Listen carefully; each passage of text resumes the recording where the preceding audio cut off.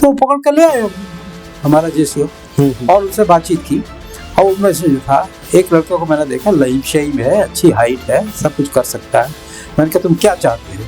कहता था मैं तो घर जाना चाहता हूँ। मैंने कहा ठीक है, कब जाना चाहते हो? के साथ तुरंत। मैंने कहा ऐसा है, तुरंत तो उनको भेज नहीं सकते, मगर ये है कि तुमको कुछ समय हमें दो और तुमको भेज दिया जाएगा। जी, गीता में प्रारंभ से अंतिम तक भगवान श्री कृष्ण ने अर्जुन का केवल माइंड सेट करने के लिए बोला है कि तुम इस काम के लिए माइंड सेट करो, तुम इधर उधर मत देखो। कि 71 में मेरे बंकर के पीछे गोला गिरा जी, मेरे सामने गिरता तो शायद हम न रहते। भगवान ने हमसे ऐसा कराना था कि नहीं, तुमने जीवित रहकर जो काम आगे संग करना है जी। तो इस 71 के वॉर में हम ऐसे निकले और 65 के वॉर में भी ऐसे निकले हम लोग। वही है तो शाखा में सिखाया जाता है कि आप अपने लिए कुछ नहीं कर रहे हैं, आप कर रहे हैं देश के लिए। तो नेशन फर्स्ट, ये बिल्कुल ध्यान में रखना है। आर्मी ऑफिसर सब मिलने के लिए गए यहाँ पर, जो चीफ ऑफ स्टाफ है जी, उनको हमने बताया और उन्होंने 1 मिनट नहीं लगाया कि अच्छा आप मिल लेकर ले आ जाइए बस जी, आप संघ के संशयक हैं तो आप आ सकते हैं।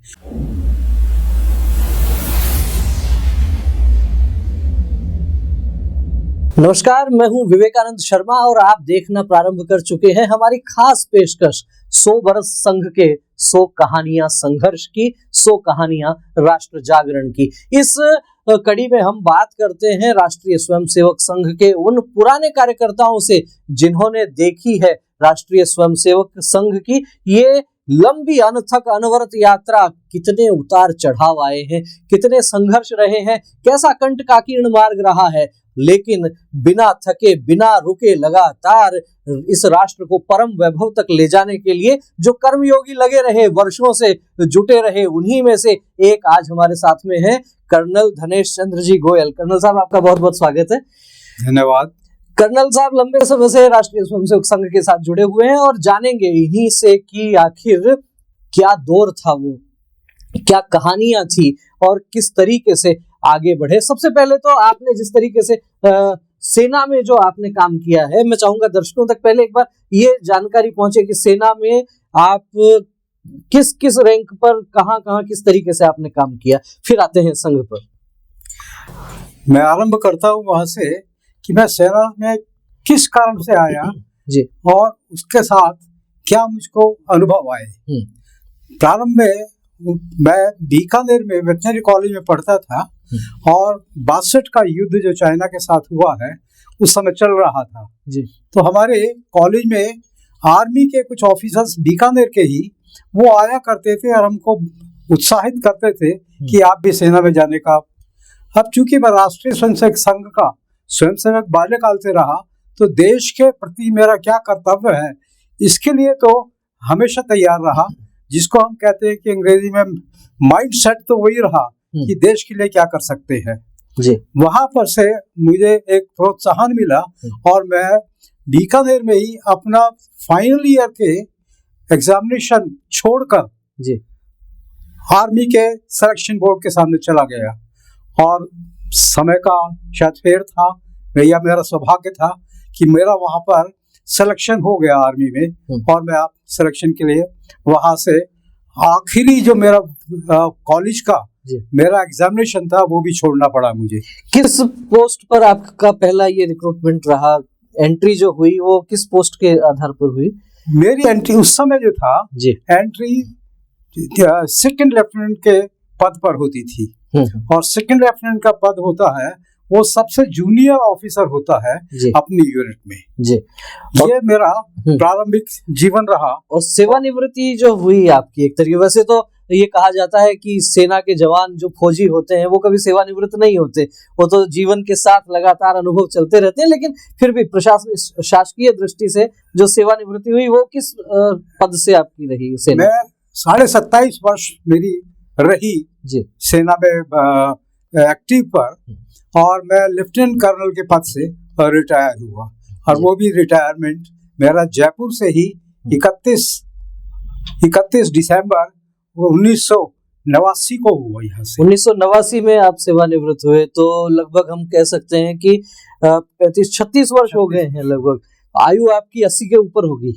अब मेरी आयु इस समय 86 वर्ष है। 86 वर्ष है। हमारा सौभाग्य है कि जीवन के 8 दशक से अधिक का अनुभव रखने वाले, और खास बात यह है कि राष्ट्रीय स्वयंसेवक संघ में तो काम किया ही, लेकिन सेना में भी लंबे समय तक जिन्होंने सेवाएं दी, आज उनके साथ ही हम चर्चा करेंगे। तो अब आते हैं मूल विषय पर। राष्ट्रीय स्वयंसेवक संघ के आप कार्यकर्ता हैं, कैसे पहला परिचय किस प्रकार से हुआ संघ से कि ये राष्ट्रीय स्वयंसेवक संघ है, ये शाखा है?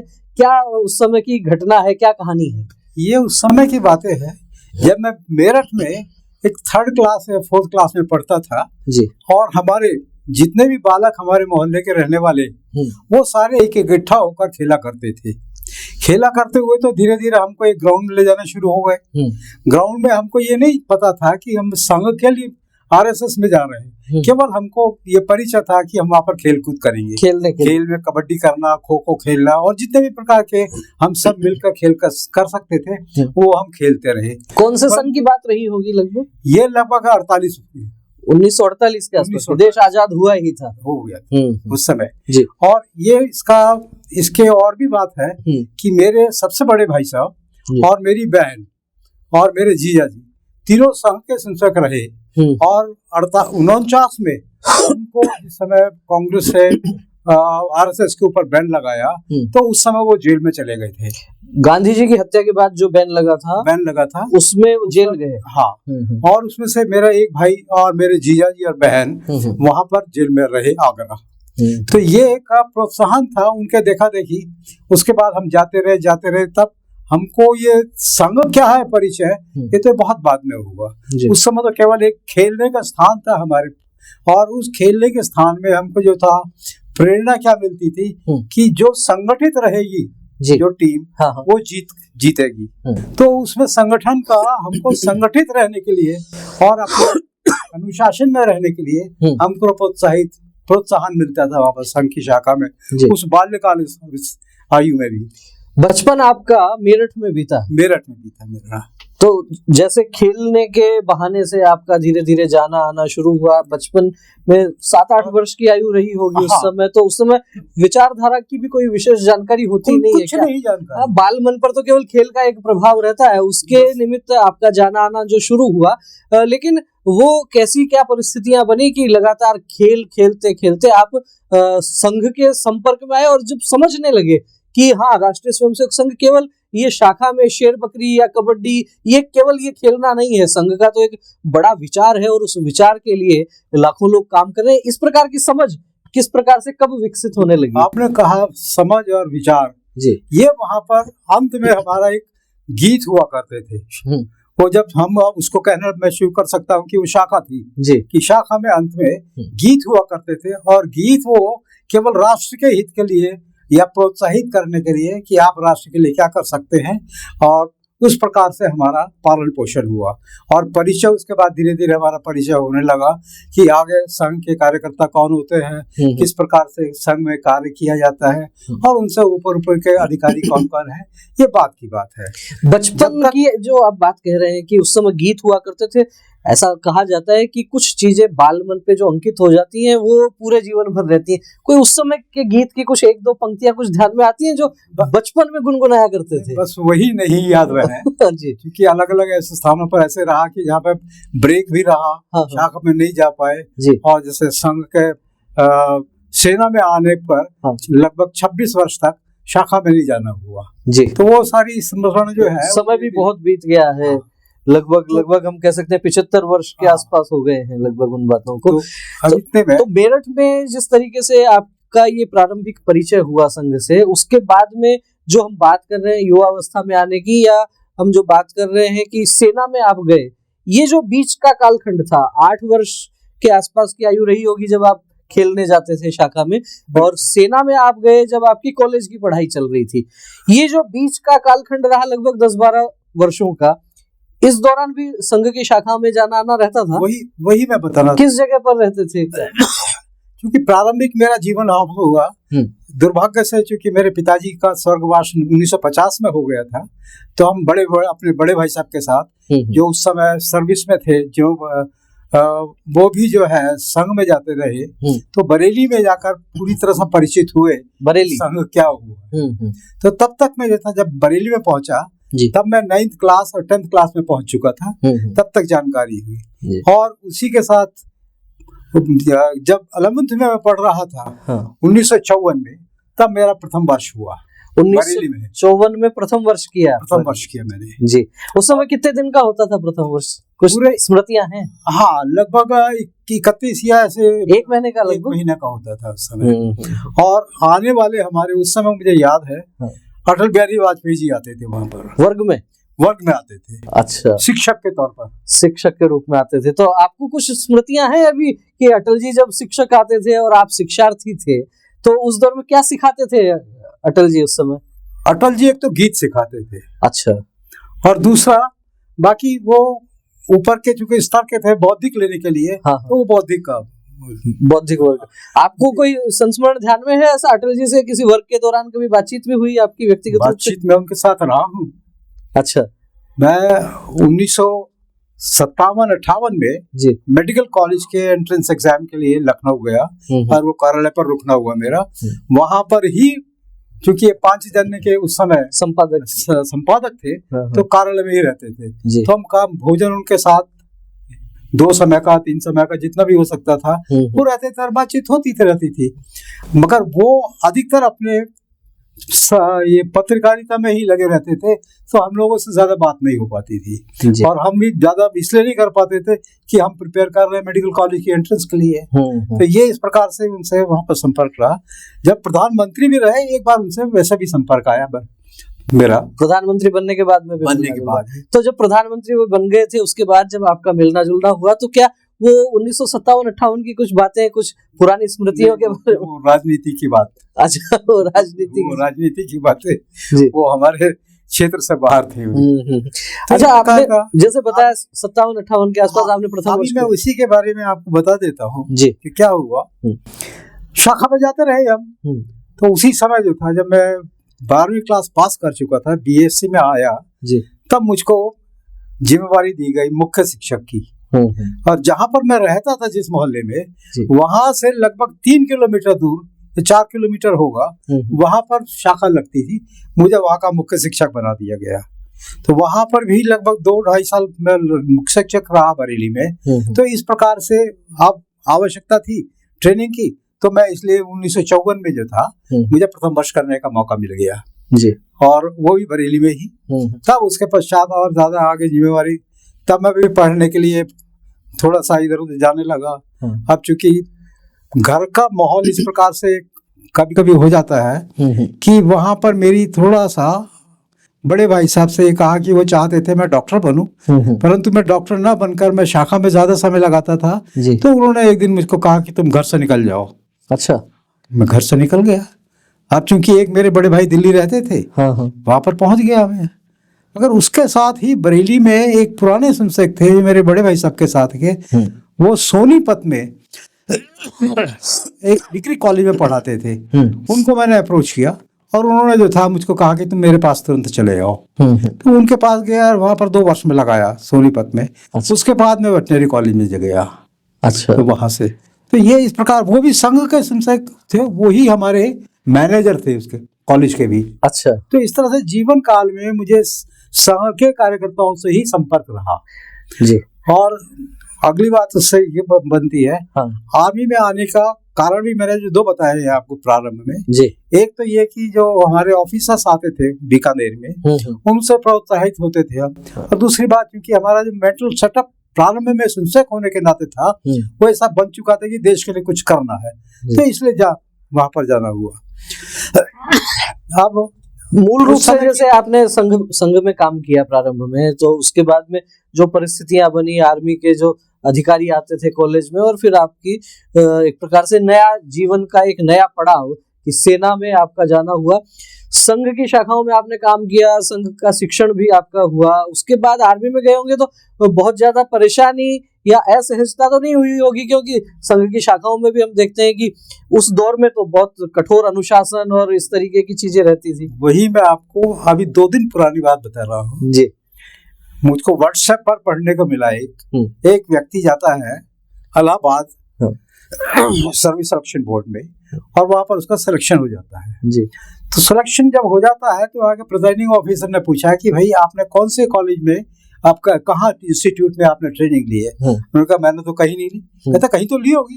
कहता हाँ एक ट्रेनिंग इंस्टीट्यूट है। वो कहते कौन सा है? कि आरएसएस की मैंने ट्रेनिंग 5 साल की ली है।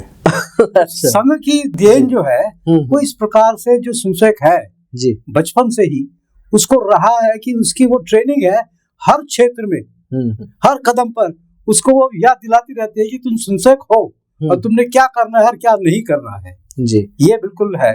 बचपन की मैं वापस जाता हूँ हाँ। कि बचपन में हम साथ रहने का हमारा हमने एक प्रण किया हुआ था। हम जितने भी बालक थे हाँ। कहीं भी त्योहार मनाना है तो साथ मनाएंगे जी। कहीं जाना है तो साथ जाएंगे विद्यालय में पढ़ना है तो एक ही विद्यालय में जाकर पढ़ेंगे। तो एक संगठित रहने का एक स्वभाव सा बन गया था कि जितना अधिक हो जीवन में आप संगठित रहिए, एक अपना टोली बनाइए, मित्रता ऐसी बढ़ाइए कि जो आप हमेशा साथ आपका दे सके और आप उसका सहयोग कर सकेंगे। बहुत महत्वपूर्ण बात कही है और ये कर्नल धनेश जी ने हमें बताया है। अनुभव बोलता है कि आप साथ रहिए, इकट्ठे रहिए, एक मित्र मंडली बनाइए। आज के इस दौर में इन बुजुर्गों का ये अनुभव इसलिए महत्वपूर्ण और हो जाता है क्योंकि जब हम देखते हैं कि नए युवाओं को छोटी सी किसी बात में यदि असफल हो गए तो तनाव में आ जाते हैं, जीवन लीला समाप्त करने लगते हैं। कहीं ना कहीं इन बुजुर्गों के जो अनुभव हैं कि आप समूह में रहेंगे, बढ़िया अच्छी मित्र मंडली रहेगी,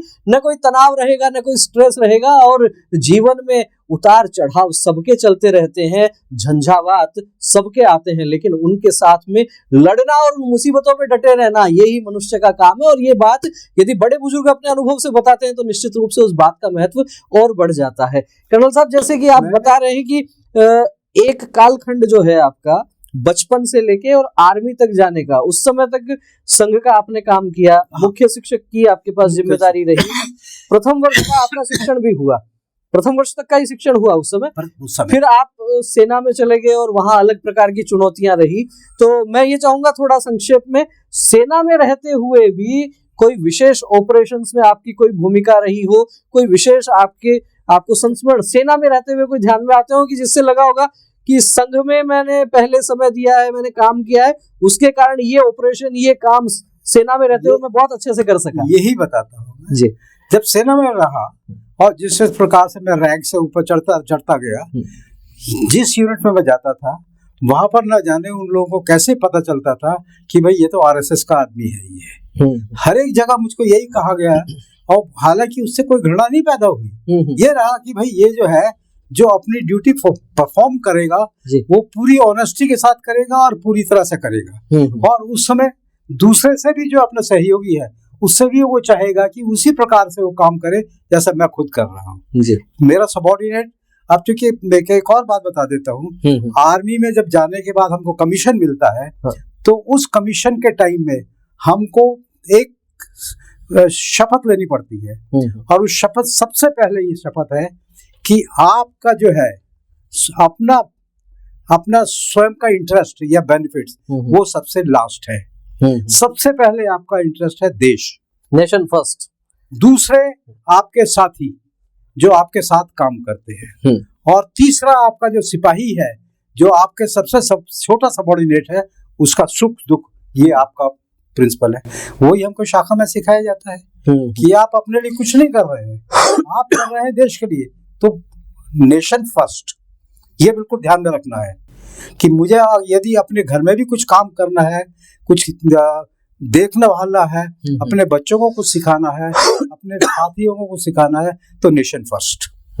अब ये जो है नेशन फर्स्ट का बात अब हम यहाँ पर देख रहे हैं कि इस तरह से राजनीतिक क्षेत्र में जो जाने पर जो जाते हैं वो उनका नेशन फर्स्ट इंटरेस्ट नहीं है, उनका स्वयं का इंटरेस्ट या अपनी पार्टी का इंटरेस्ट रहता है। तो संघ और बाहर का जो है, जो मैंने बताया कि बचपन से लेकर आगे बढ़ने तक जो माइंडसेट होता है वो उसी कदम पर उसी रफ्तार से आगे चलता रहता है, नेशन फर्स्ट। तो ये आज भी मेरे लिए ये है। अब मैं आपको ये बता सकता हूँ कि हालांकि मैं आजकल मैं पिछले 3 वर्षों से एक्टिविटी में कार्यकर्ता की तरह से काम नहीं कर पा रहा। आयु का भी एक वो बंधन हो जाता है। अब कल मेरे पास यहाँ के कार्यकर्ता है कि भाई साहब रात को चलना है। हाँ। कहाँ चल रहा है? कहते इनके पास मिलने चलना है, क्योंकि वहाँ पर 2-3 आर्मी ऑफिसर्स रहते थे। कहते कि आप ज्यादा उनसे बातचीत कर पाएंगे। हाँ। तो उत्साह अभी भी वही बना हुआ है जी। मेरी 86 वर्ष आयु है जी। श्वास से शायद पैरों में दर्द रहने के कारण नहीं चल पा रहा हूँ पूरी तरह से। आप हाँ। देखा है आपने। जी। तो मगर दिल ये कहता है कि नहीं, पहले वो काम करना है जो तुमसे काया है, उसका साथ देना है। बड़ी बात है।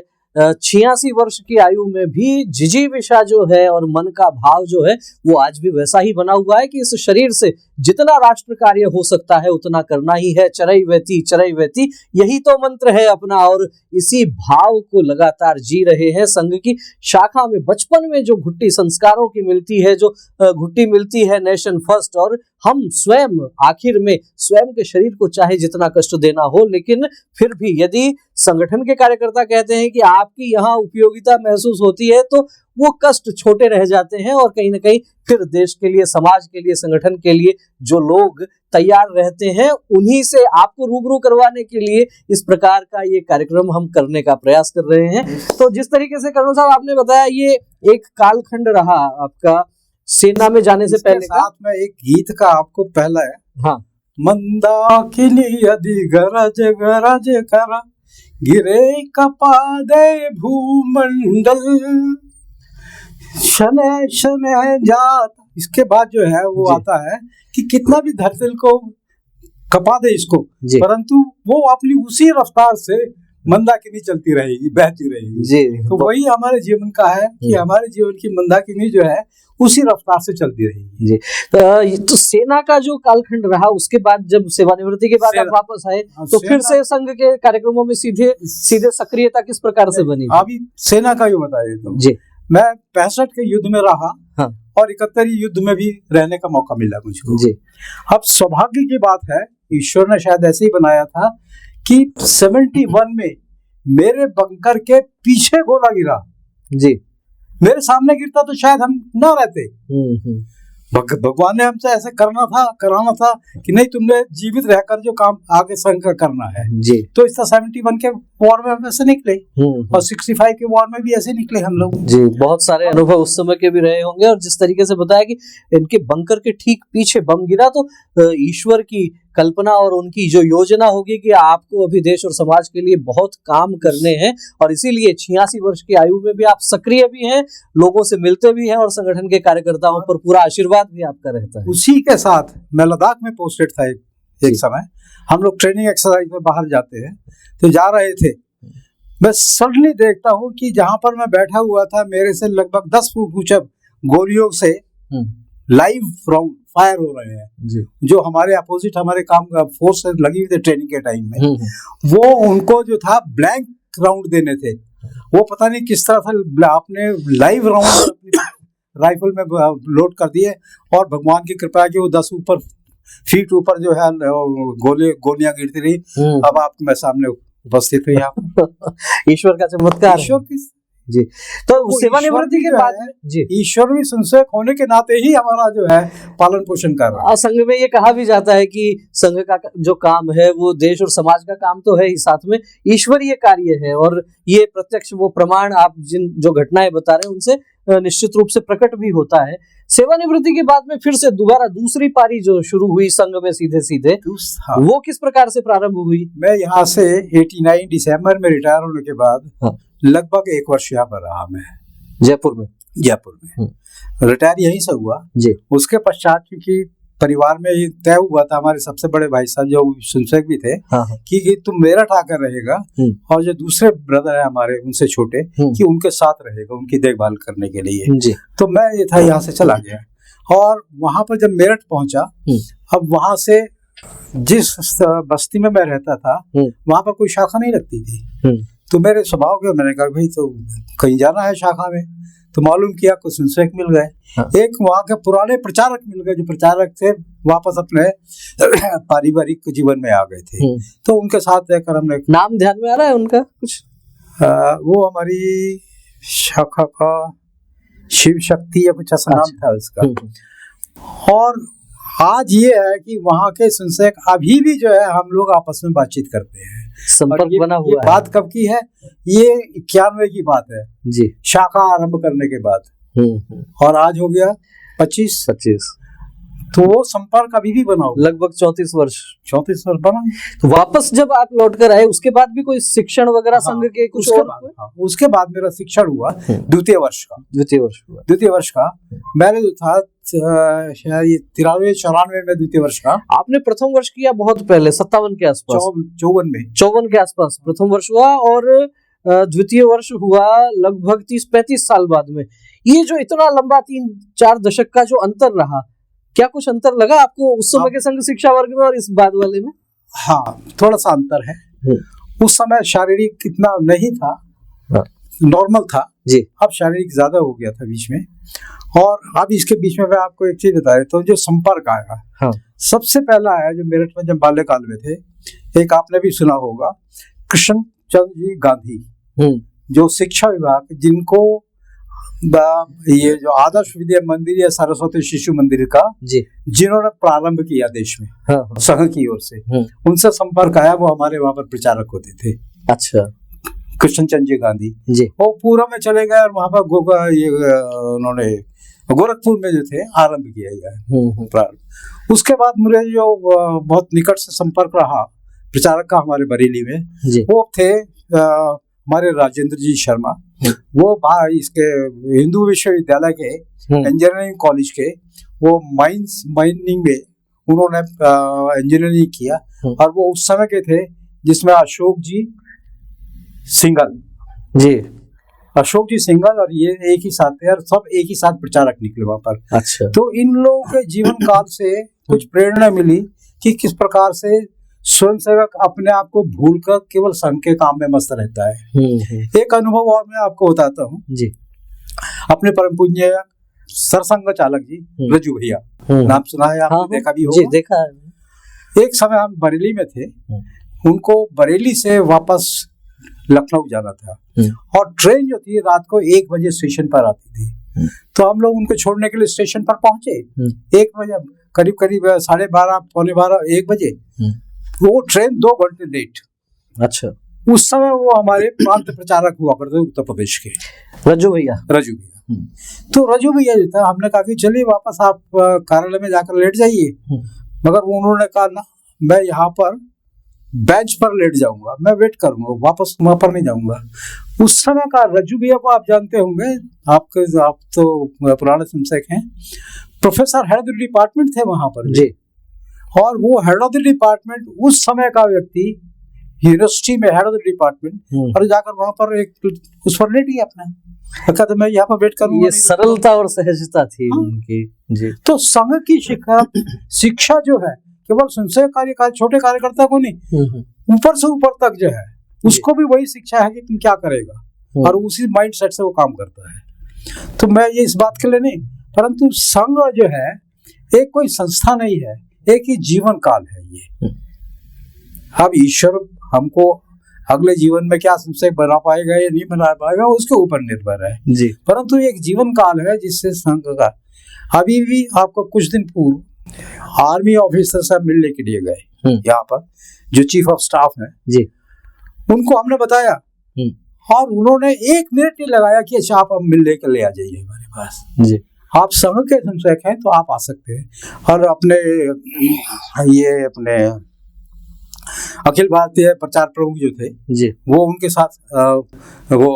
साथ हम लोग थे, रामलाल जी और मैं, और अपने एक और आर्मी ऑफिसर, यहाँ पर हम लोग 3 मिलने के लिए गए। वो इतने प्रसन्न हुए कि आप हमको मिलने के लिए कैसे आ गए। हमने कहा देखिए, हम आपको रामलाल जी अखिल भारतीय संपर्क प्रमुख हैं। हाँ, संपर्क प्रमुख अभी भी है। हाँ। तो वो हमने उनको केवल एक बात कही कि हम आपको संघ सिखलाने के लिए नहीं आए हैं। हाँ। हम केवल ये कहने के लिए आए हैं कि यदि आर्मी को हमारी किसी भी समय आवश्यकता पड़ती है तो हमको आप इस जगह पर, इस टेलीफोन नंबर पर कांटेक्ट कर सकते हैं, और हमारी सेवा है आपके पास। पहले भी कई बार ऐसा रहा है कि जब भी सेना को आवश्यकता होती है देशभक्त नागरिकों की, किसी सहयोग की, तो राष्ट्रीय स्वयंसेवक संघ के कार्यकर्ता सदैव तैयार ही रहते हैं और इसी प्रकार का आश्वासन अभी आपके द्वारा भी दिया गया है। अब हम चाहेंगे कि दर्शकों तक जानकारी ये भी पहुंचे कि जब आप सेवानिवृत्ति के बाद दोबारा फिर से सक्रिय हो गए तो फिर क्या क्या जिम्मेदारियां क्या क्या रही, किस प्रकार से? होने पर वहाँ पर मुख्य शिक्षक रहा मैं जी, वापस लौटने के बाद मेरठ में। उसके पश्चात ही मुझे मुख्य शिक्षक से सब दूसरे संचालक भाई और मैं वहाँ पर नगर का संघ चालक बन गया। अच्छा, फिर जयपुर कब आना हुआ वापस? मेरा जो था यहाँ पर 2003 में आना हुआ। 2003 में आना? 2003 में रहा। तो फिर मैंने खोजबीन की और कार्यालय पर टेलीफोन करके पूछा। मुझे यहाँ पर एक संचय का अपने जो कार्यकर्ता है अपने दुर्गेश जी, इनका टेलीफोन दिया और दुर्गेश जी को टेलीफोन अगले दिन खड़े हो गए हम घर पर, चलिए भाई साहब, वापस चले गए। तो यहाँ पर भी मेरे पास इसी प्रकार से रहा, नगर संघ चालक रहा, भाग संघ चालक रहा, फिर अंत में जो महानगर संघ चालक का दायित्व रहा मेरे पास लगभग 5 वर्ष। तो उसके पश्चात जब स्वास्थ्य इतना लगा कि भाई मैं इस समय काम नहीं कर पाऊंगा, जिम्मेवारी लेने के बाद काम ना करना एक बहुत ही बड़ी भयानक दृश्य रहता है जी। तो मैंने कहा मैं तो इतने वर्ष काम करने के बाद मैं अपने घर पर बैठ गया, परंतु संपर्क अभी भी है। हर एक कार्यक्रमों में, उत्सवों में जाता हूँ, हर एक किसी भी प्रकार की आवश्यकता पड़ती है तो मैं वहाँ पर तैयार। वर्तमान में जो है यहाँ पर जो संपर्क टोली है जी, उसमें प्रशासनिक अधिकारियों की जिम्मेवारी मेरे ऊपर है। उन जिम्मेवारी नहीं, मगर वो जिम्मेवारी अभी दूसरों को दे दी गई है, मगर वो इन्वॉल्व मुझे रखते हैं इस बारे में। तो एक सुभाषित मुझे ध्यान आता है कि ये कहा जाता है, अमंत्रम अक्षरम नास्ति नास्ति मूल मनौषधम अयोग्य पुरुषो नास्ति योजकस्तत्र दुर्लभ है। कोई भी व्यक्ति अयोग्य नहीं है, उसको योजना पूर्वक काम में लेने वाले व्यक्ति दुर्लभ हैं। क्या लगता है राष्ट्रीय स्वयंसेवक संघ इस सिद्धांत पर काम करता है कि जब तक आप जितनी जिम्मेदारी निर्वहन कर सकते हैं वो ठीक है, जिम्मेदारी नहीं ले सकते, शारीरिक समस्याएं हैं, कुछ और परिस्थितियां, तो भी उपयोग तो हो ही रहा है, लगातार संपर्क भी है और फिर कुछ न कुछ किसी न किसी योजना के माध्यम से आपको सक्रिय रखा जाता है। ये जो विचार है जी, ये जो सिस्टम है काम करने का संघ का, वो बिल्कुल निश्चित जो है तौर पर हम जब संपर्क करने जाते हैं, हम उसको ये सोच कर जाते हैं कि हम कम बातचीत करेंगे और उसको ज्यादा बोले। उससे क्या पता चलता है हमको कि वो व्यक्ति किस प्रकार से सोचता है और स्वयं का या देश के लिए क्या हितकारी हो सकता है वो इस समय जी। उसको उसी तरह से बाद में मोल्ड करके उसी के साथ उससे कार्य लिया जा सकता है जी। अभी हम एक मेजर जनरल साहब के पास गए थे लगभग पिछले सप्ताह, तो उनसे बातचीत करते रहे। तो वो यहीं पर ही वैशाली में रहते हैं मेजर जनरल साहब जी, और उन्होंने कहा कि मैं तो परिचित हूँ। तो फिर हमने सोच लिया कि यार उनके लिए क्या किया जा सकता है, उनका उपयोग क्या है इस समय। उपयोग यह क्या है कि भाई वो इस मेजर जनरल रिटायर हुए हैं, समाज में एक सम्मानित व्यक्ति है वो जी।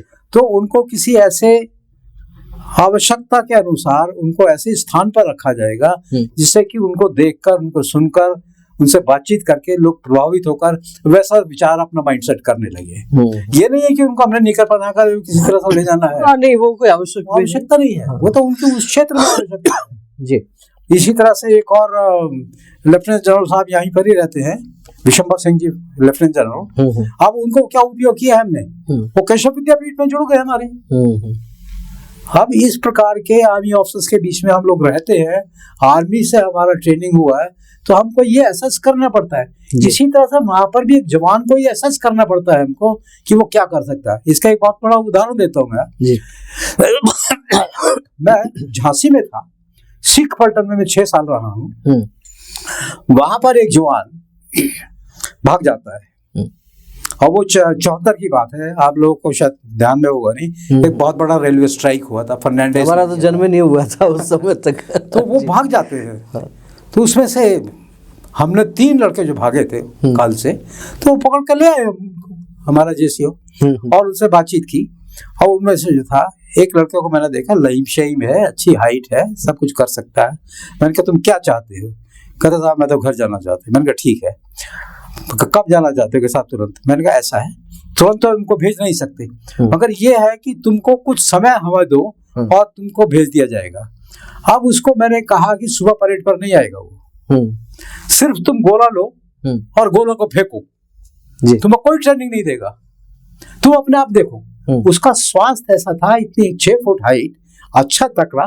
तो मैंने कहा भाई इसका तो यूज क्या हो सकता है ये, अब भगोड़ा नहीं होगा ये भी। तो वो जो था इतना है, और उसके बाद वो एक बहुत हाई लेवल तक खेल कर आया जी, शॉर्ट बट। तो ये हमको भी संघ में भी सिखाया जाता है यही कि किस प्रकार से किस व्यक्ति का कहाँ उपयोग है। निश्चित रूप से इनके अनुभवों से भी स्पष्ट हो रहा है। बहुत सारे उदाहरण ऐसे हो सकते हैं, बहुत सारे कथानक ऐसे हो सकते हैं। जीवन का तो 86 वर्ष का अनुभव है ही, लेकिन साथ ही साथ संघ में काम करने का भी इतना बड़ा, लगभग 70-75 वर्षों का जो आपका अनुभव है, उस दौर में अलग तरह की चुनौतियां थी, अलग तरह से काम होता था। आज के इस दौर में आपने तो, चूंकि आप खुद साक्षी हैं, बहुत लाइफ भी बहुत फास्ट हो गई है, उसका भी उदाहरण। हाँ, तो उसका उस संदर्भ में क्या कहना चाहेंगे? एक जवान जो हमारा सबऑर्डिनेट है, वो हमारे एक कहने पर, एक आज्ञा पर अपना जीवन देने के लिए तैयार होता है। क्यों? कभी सोचा है किसी ने? केवल इसलिए कि वो ये सोचता है कि ये साहब जो मेरा बोल रहा है वो मेरे लाभ के लिए है ये। तो मैं अब हमेशा उनको ये कहता था कि तुम ये देखो कि मैं तुम्हारा लाभ क्या कर सकता हूँ। मुझे तुम्हारा नुकसान करने में 5 मिनट नहीं लगेंगे जी, मगर तुम्हारा लाभ करने के लिए मुझे 1 महीना 5-6 महीने, साल लग सकता है। तो कहता हाँ साहब, अब हम कोई गलती ऐसा काम नहीं करेंगे जो आप कहे कि तुमने ये गलती काम किया है। ये भी प्रोत्साहन कहाँ से मिलता है? अपने अनुभव, जिस प्रकार का हमने अपना जीवन जिया है, उसी अनुभव से मिलता है कि भाई अपने जवान से किस तरह ट्रीट करना है कि वो अपनी जीवन को जब वहां पर लगा देता है कि मेरे ऑफिसर ने मुझको हुक्म दिया है और मेरे गोली मार से मैं मर सकता हूँ जी। तो ये अनुभव संघ से उत्पन्न हुए सारे के सारे इस प्रकार से, और वही जाकर प्रसारित। कोई भी व्यक्ति कहीं भी काम करता है संघ का से, वो अपने क्षेत्र में, चाहे वो डॉक्टर हो, चाहे वो इंजीनियर हो, चाहे वो व्यापारी हो, कुछ भी हो, वो उस अनुभव को उस क्षेत्र में उपयोग करता है पूरा। रमल साहब, आपके साथ तो बात कई घंटों तक हो सकती है इस विषय पर, लेकिन समय की अपनी सीमा है। मैं चाहूंगा कि हमारे दर्शकों को, और खास तौर पर जो राष्ट्रीय स्वयंसेवक संघ से पिछले 1-1.5 दशक में जो लोग जुड़े हैं, या नए जो युवा कार्यकर्ता जुड़ने वाले हैं, उनको क्या संदेश देना चाहेंगे संघ के इस शताब्दी वर्ष में? उनको शताब्दी वर्ष में मैं तो क्या संदेश देना चाहूँगा, परंतु उनको केवल इतना विचार करना है कि मेरी जो शिक्षा है या मेरा जो काम करने के लिए आगे भविष्य होगा, वो देश के लिए कैसे लाभकारी हो सकता है। केवल इतना सोचे विचार, और उसी तरह से अपना जीवन आगे चलाते रहे। वहाँ पर उसका कभी भी कोई हानि नहीं हो सकती। ये निश्चित है कि जो देश के लिए काम करेगा उसकी हानि कभी नहीं होगी। मेरा जो एक अनुभव हुआ है व्यक्तियों से संपर्क करने का, किस प्रकार से व्यक्ति यदि आपको देखकर मुस्कुराकर आगे बढ़ जाता है, तो आप वापस लौटकर उस व्यक्ति को बुलाइए, उसको नमस्कार कीजिए, बातचीत कीजिए। वो देखिए कि आपके साथ कब तक चल सकेगा। वो सदा चलेगा। जो है वो कहीं ना कहीं संभावना लगती है कि वो आपके तरफ आकर्षित है। और वास्तविकता क्या है कि हमारे हरेक के शरीर से कुछ किरणें निकलती है। यदि मेरी किरणें और आपकी किरणें वो मैच करती है तो हम मित्र बनेंगे, और वो किरणें नहीं काम देती तो नहीं मित्र बनेंगे। इसका आपको साइंटिफिक मैं आपका एक्सपेरिमेंट बता देता हूँ। कई वर्षों पूर्व एक मद्रास से एक डॉक्टर साहब आए थे, और उन्होंने कहा था कि मैं आपके शरीर को कौन सा शरीर का हिस्सा रोगी है वो बता सकता हूँ। तो उन्होंने स्क्रीन ऐसे खड़ा किया और उस पर जैसे मेरी पत्नी को लिया, मेरी पत्नी के हाथ में, और उन्होंने रॉड लगाई, और वो इधर जहाँ पर रेड रॉड स्क्रीन पर लाइट आती थी, तो इसका मतलब वो रोगी है वो पोर्शन, और जो ब्लू लाइट आएगी वो रोगी नहीं है। तो साइंटिफिक भी ये प्रूफ है कि आप जो है आपके शरीर से और मेरे शरीर से जो निकल रही है किरणें निकल रही है, वो मैच करनी चाहिए, वो तुरंत आपको मिल जाएगी। इसी प्रकार से मेरे जीवन में भी एक अनुभव आया है कि मैं किसी एक रिश्तेदार को, मेरी भाभी की छोटी बहन थी, उनको मैं, मेरे साथ ही मतलब 1-2 वर्ष मेरे जूनियर थी वो, तो उनको शादी जब हो जाती है तो मैं उस समय आर्मी में आ चुका था, और वो उस समय मुझे ये पता चला कि वो अपना गर्व है उनका। तो मैंने उनको अपनी बहन को लिखा कि भाई इस तरह से उसका इस समय होना डिलीवरी होनी है, उसकी क्या है। उसी दिन उसकी लड़की की स्वर्गवास हो गया।